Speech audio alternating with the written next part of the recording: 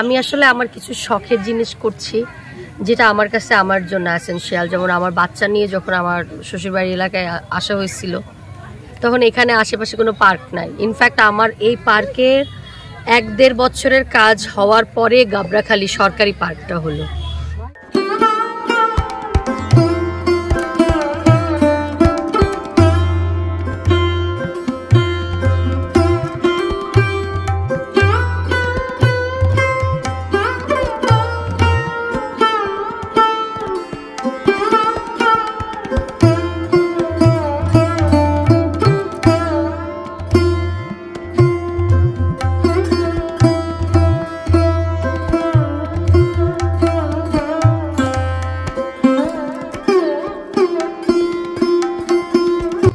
পাখির চোখে দেখলে মনে হবে যেন একদিকে পাহাড়, অন্যদিকে স্বচ্ছ জলরাশির মধ্যে ভাসছে ছোট ছোট দ্বীপ।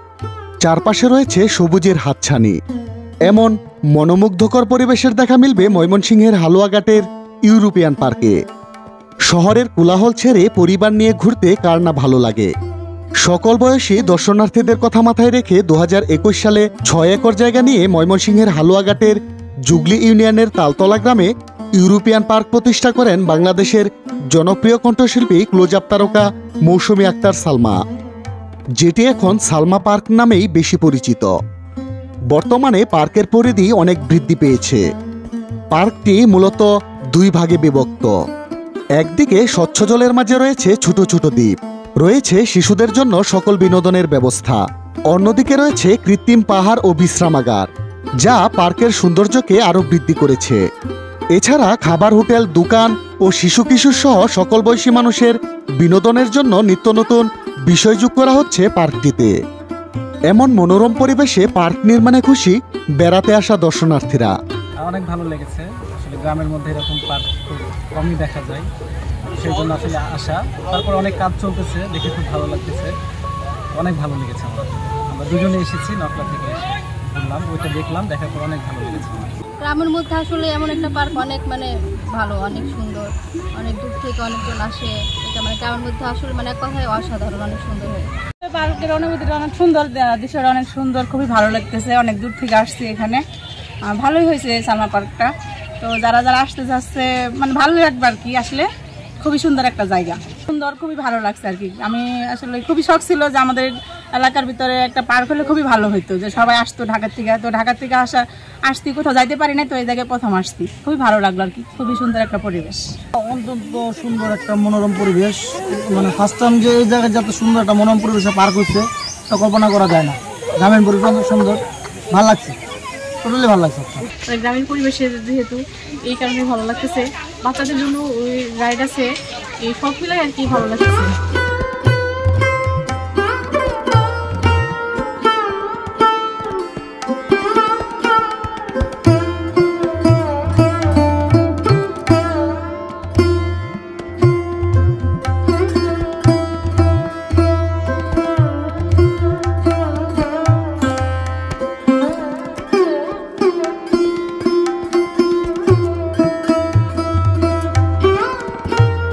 এ বিষয়ে কথা হয় কণ্ঠশিল্পী মৌসুমী আক্তার সালমার সঙ্গে।